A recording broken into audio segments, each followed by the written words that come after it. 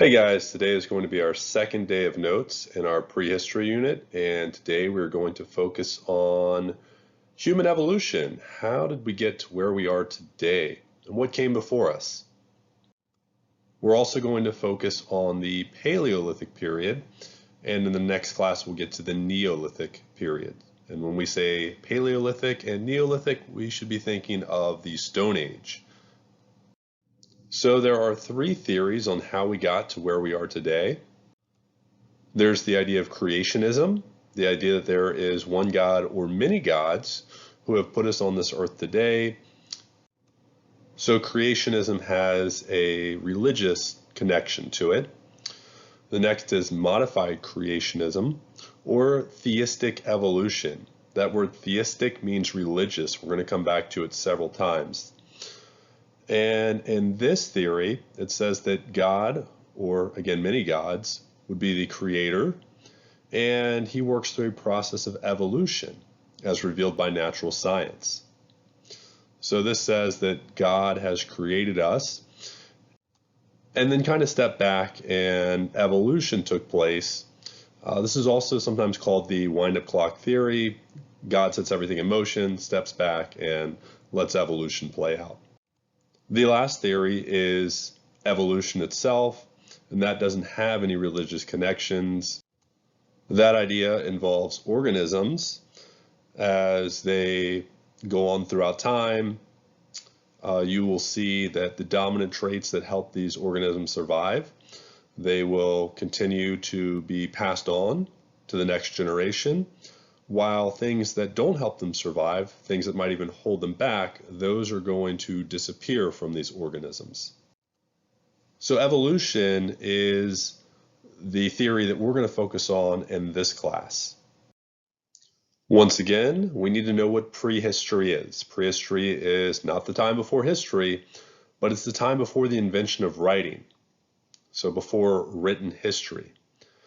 And it's during this time, the prehistoric era, when humans develop physically, culturally. We're going to see humans migrate throughout the world and learn how to adapt to their environment. And that's one of the things that humans do best. They can adapt to the environment. Humans can live in very cold, frigid climates, like the Inuit. They build igloos to survive. But they can also live near deserts. They can live in woodlands. So us as humans, we're really good at adapting to the environment.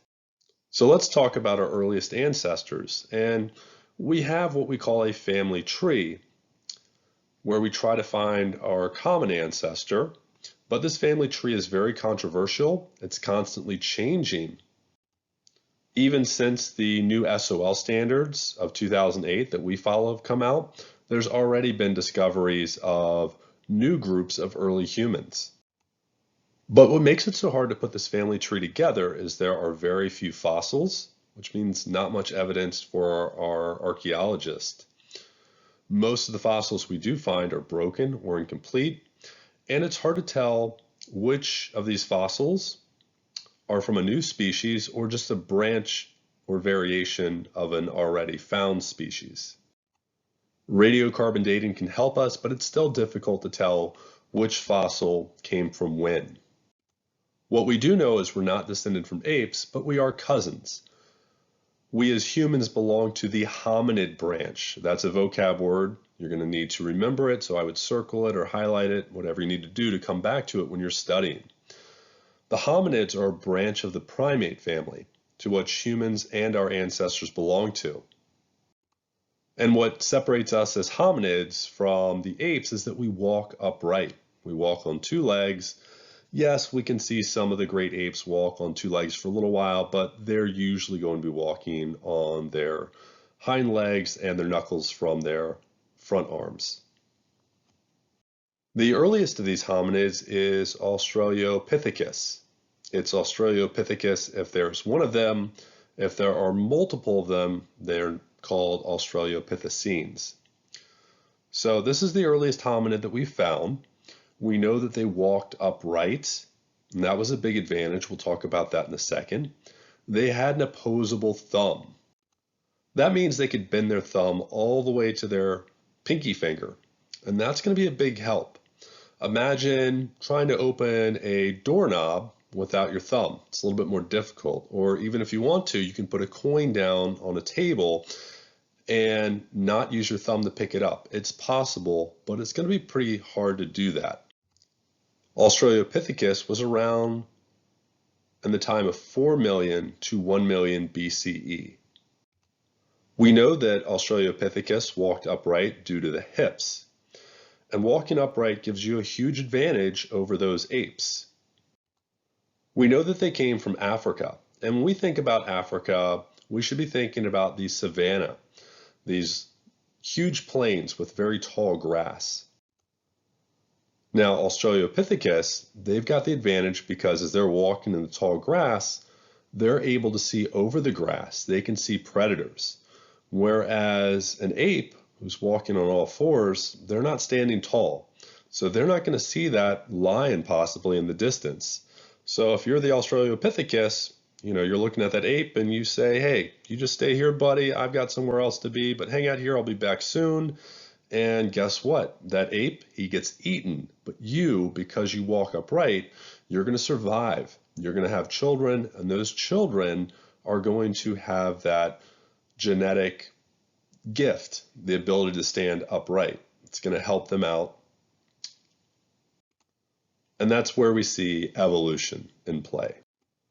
So this skeleton is Lucy, and she was an Australopithecus found by the Leakey family. And you'll read about the Leakey family in your textbook. And even though we don't have the complete skeleton, we have enough that we can figure out what Lucy would have looked like. So of course, we're missing this hip, but we know what it's going to look like because humans are symmetrical. Hominids are also symmetrical. So based on that skeleton, this is what scientists think Lucy, the Australopithecus, would have looked like. And the features are not quite fully human, like we think of ourselves today, but definitely more ape-like. So after Australopithecines, our next early hominid is Homo habilis, which means handy person or man of skill. And they get that name because they're the first hominids to use very simple stone tools. Things like a scraper. They would have a rock that had been sharpened, and with that sharpened rock, they could scrape meat off of a bone in order to eat. They might also use a rock to crack the bone because inside of that bone, you're going to have marrow. If you go to a fancy restaurant, you can have marrow with your meat, and it's very buttery. And when we think of things that are buttery, we think of high in fat, but that also means high in calorie. And since you don't know where your next meal is coming from, that's a good thing to have. Calories mean energy. We're not sure what they looked like because there's very little fossil evidence, and we don't think they used fire. The next group of hominids are Homo erectus, which means upright man. They were around from 1.6 million to 30,000 BCE. They were short, on average around 4'7". They had a small forehead, a smallish brain when compared to ours, but they did have a powerful neck and jaws, and they were stronger than us. Homo erectus was the first hominid group to use fire, but they weren't using it all the time. And that's one of the reasons why they have such a powerful neck and jaws. Go ahead and take your fingers and put them next to your temple and then pretend to chew. And if you're doing that, you should feel something moving. That's because you have muscles that connect from your eyebrow down to your jaws. The muscles on Homo erectus in this area would be much stronger because they're not always using fire. And we know that fire is going to help us cook our food. And when we cook our food, we start to break it down. And that's going to help make the food softer, easier to chew. So that's one of the luxuries that we have today. They didn't have that. So instead, they're going to have powerful jaws. What else can fire help us do? Take some time to think about it. Maybe jot down some ideas in the comment section. What else can we use fire for?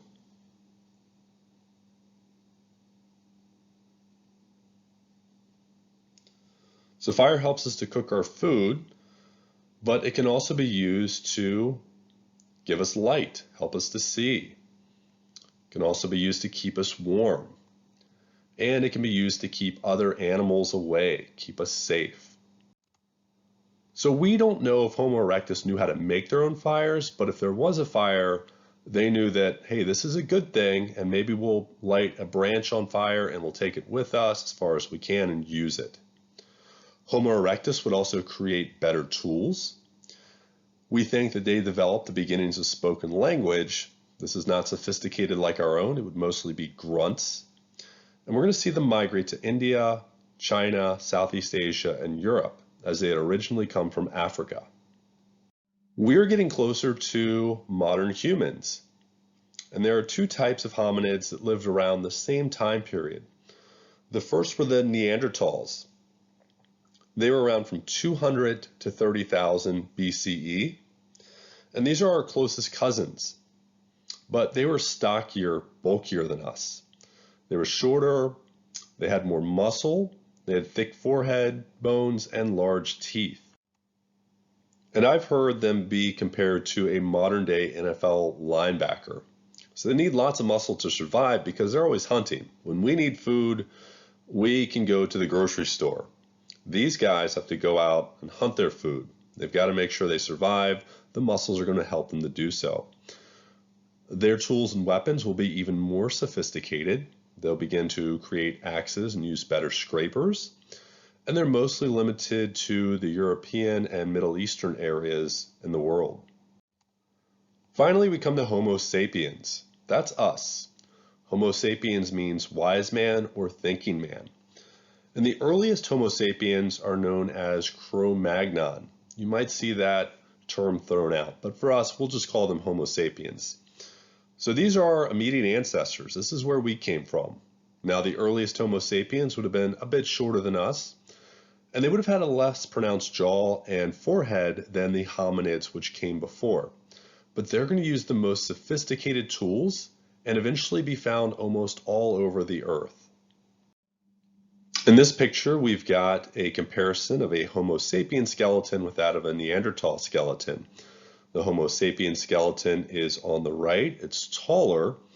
The Neanderthal skeleton is on the left, it's shorter, and it's hard to see in this depiction, but the bones of the Neanderthal are going to be thicker, stronger.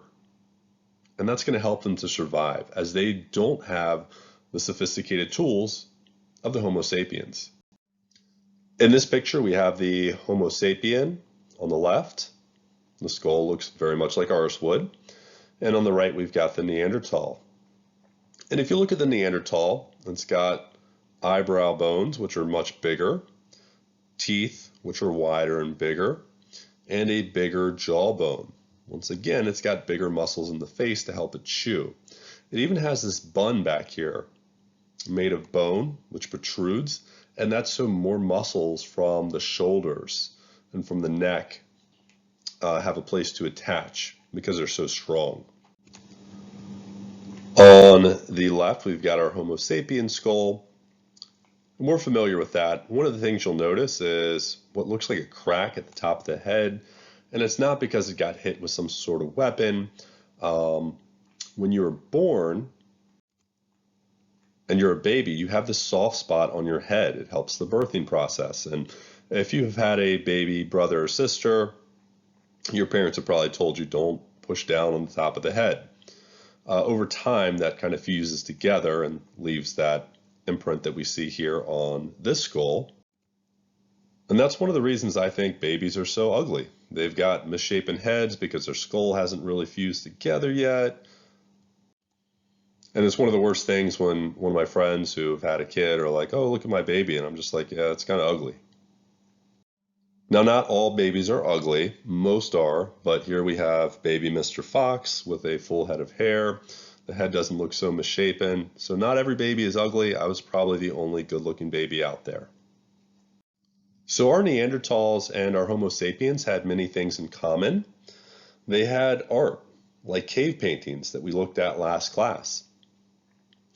Both of these hominids buried their dead. Why would they take the time to bury their dead? Go ahead and give a few ideas in the comment section. Why spend time burying their dead?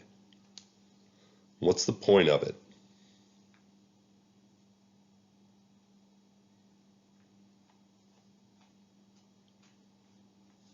So if you're thinking about it, some reasons that you might bury your dead, well, what happens to dead bodies? They decay. And that's not good because that means other animals might smell it and begin hunting you. Maybe we're getting to the point where we have more respect and value those people who have died.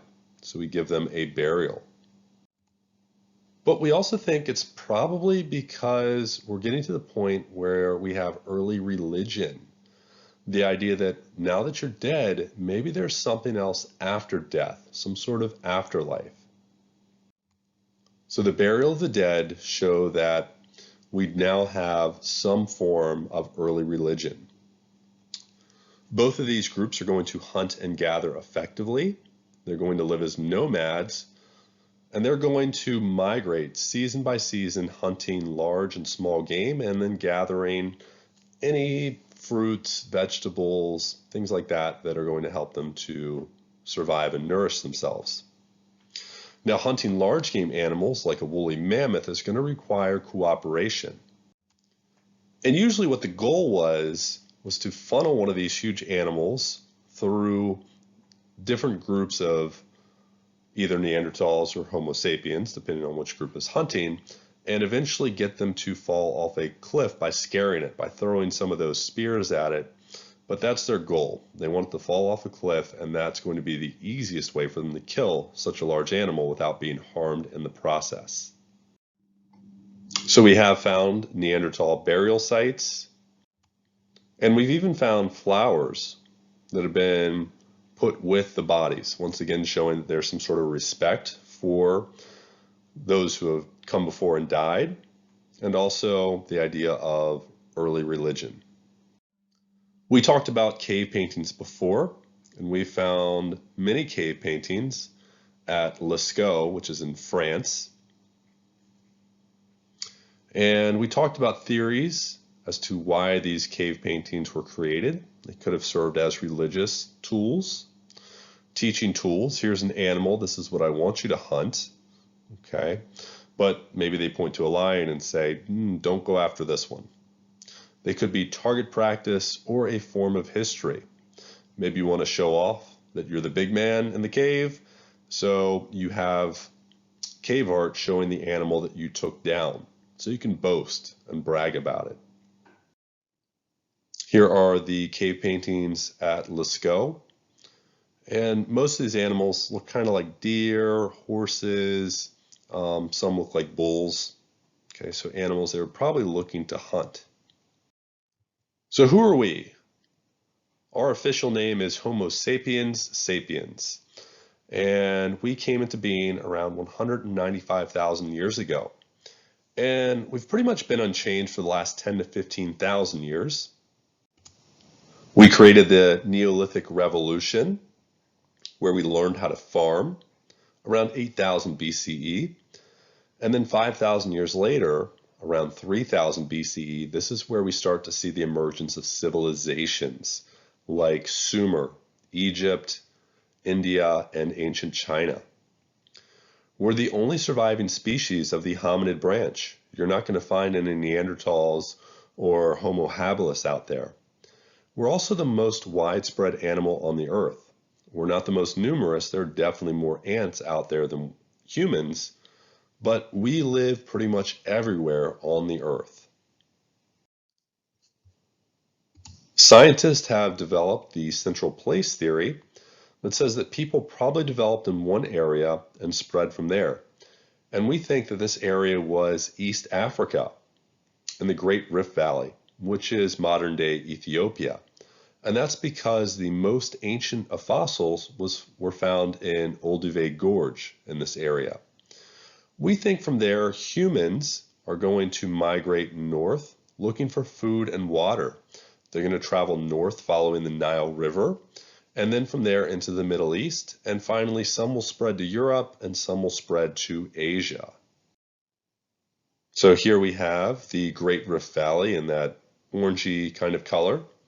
And that's where we think that humans emerged from. And you can note where it's at because we have the Horn of Africa here. So that tells you where it's located. Here's what the Great Rift Valley looks like today. It's a huge grassland. I know there are some trees there, but it's most known for its tall grasses. We talked about the ice ages last class, and those ice ages are going to help Homo sapiens get to the Americas.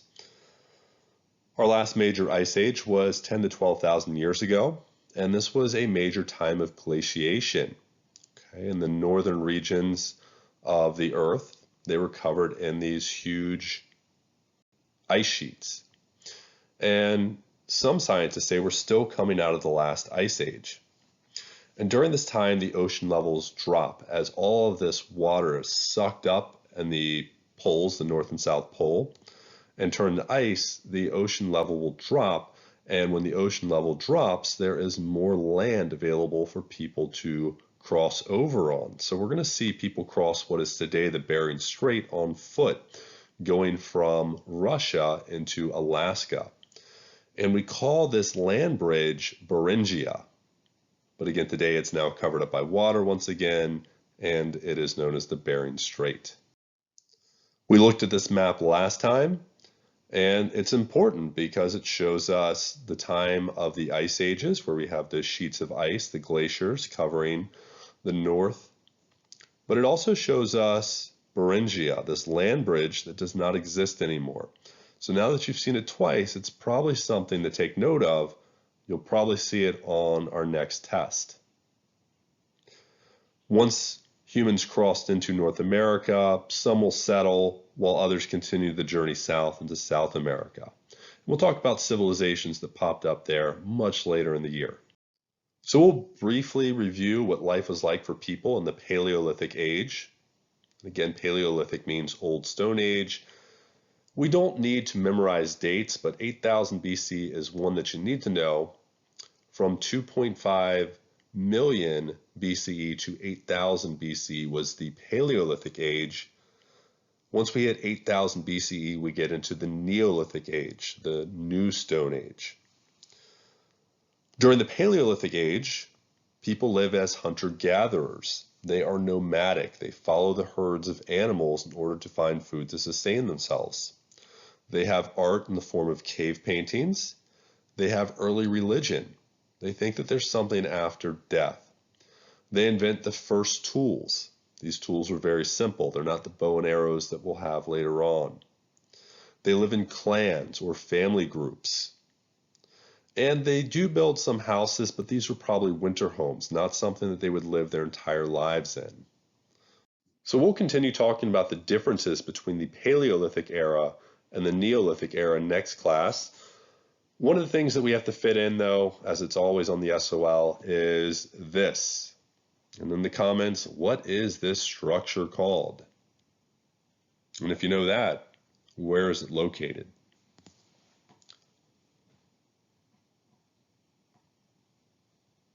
So this is Stonehenge, and it's found in England. And you need to know what it looks like. You need to know that it is Stonehenge. It's a mysterious Neolithic monument. We think it's some sort of place of worship or burial ground. Again, it's located in England. So we really didn't know where to throw this into the PowerPoint, but you need to know what Stonehenge is and what it looks like. It will be on a test, and we have seen it on the SOL test. So we'll finish off our notes with Stonehenge in the winter. So that's it. Day 2 of notes down. We have one more to go in this unit.